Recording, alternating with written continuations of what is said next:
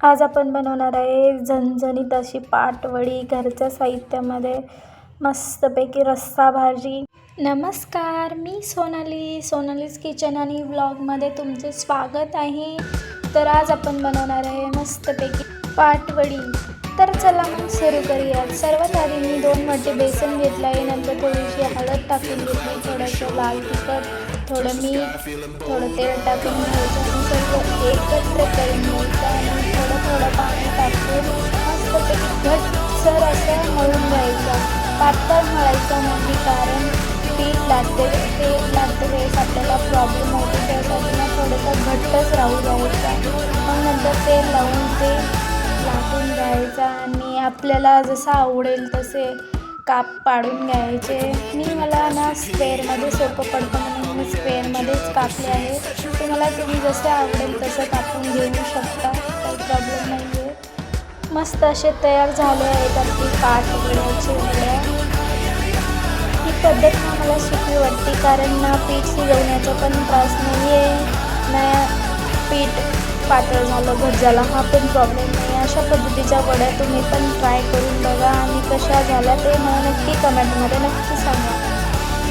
तर आपली पाटवडी तयार झाली आहे। मग आता आपण रस्सा बनवण्यासाठी काय काय लागतं ते बघूया। सर्वात आधी मी कढई गरम करून घेतली आहे, त्यात थोडंसं सुकं खोबरं टाकले, नंतर थोडीशी पांढरी तीळ टाकली आहे, मस्त ते सोनेरी रंग येईपर्यंत भाजून घ्यायचं। थोडीशी खसखस पण टाकली आहे, तुम्हाला टाकू वाटलं तर टाका, नाही तर काय प्रॉब्लेम नाही आहे।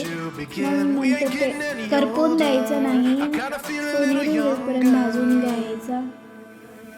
नंतर थोडीशी हरभऱ्याची डाळ घेतली आहे, हरभऱ्याच्या डाळीने चव येते, थोडासा दाटसर असा रस्सा बनतो। तुम्हाला टाकू वाटलं तर टाकू शकता, नाहीतरी थोडंसं बेसनचं पीठ टाकलं तरी चालेल। मग नंतर मिक्सरच्या भांड्यामध्ये हे सगळं एकत्र करून घेऊन वाटून घ्यायचं। जास्त जाडसर पण वाटायचं नाही, बारीक वाटून घ्यायचं, कारण रस्सा असताना रस्स्याची कन्सिस्टन्सी खूप चांगली वाटते बारीक वाटलं तर। नंतर मग एक कांदा कापून घेतला आहे, त्यात थोडंसं तेल टाकून घ्यायचं, नंतर 8-10 लसणाच्या पाकळ्या टाकून घ्यायचे, थोडीशी कोथिंबीर टाकून घ्यायची। कढीपत्ता असला तरी तुम्ही थोडेसे 4 कढीपत्त्याचे पानं पण टाकू शकता, सध्याला माझ्याकडे अवेलेबल नव्हता कढीपत्ता।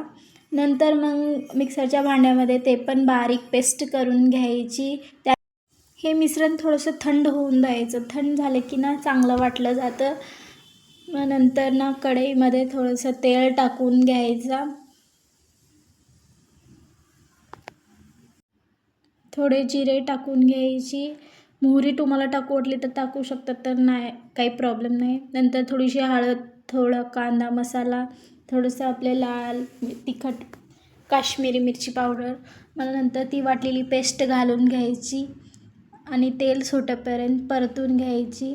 नंतर ते आपल्याला खोबरं वगैरे वाटलेलं मिश्रण टाकून घ्यायचं, मस्त एक 5 मिनटं शिजवून घ्यायचं त्याला तेल सुटेपर्यंत। नंतर मी यामध्ये घरी बनवलेला काळा मसाला घातला आहे, ते पण मस्तपैकी मिक्स करून घ्यायचं आणि नंतर पाणी टाकून घ्यायचे। तुम्हाला जशी ग्रेव्ही पाहिजे आहे ना तसं पाणी टाकून घ्यायचं, पातळ घट्ट। नंतर ना चवीनुसार मीठ टाकून घ्यायचे। उकळी आल्यानंतर आपण बनवलेल्या वड्या टाकून घ्यायच्या आणि मस्तपैकी एक 5-10 मिनटं उकळून घ्यायची। तयार आहे आपली पाटवडी रस्सा भाजी। तुम्ही पोळीसोबत किंवा भाकरीसोबत खाऊ शकता। अशाच नवनवीन रेसिपीसाठी माझ्या चॅनलला सबस्क्राईब करायला विसरू नका। Okay, bye.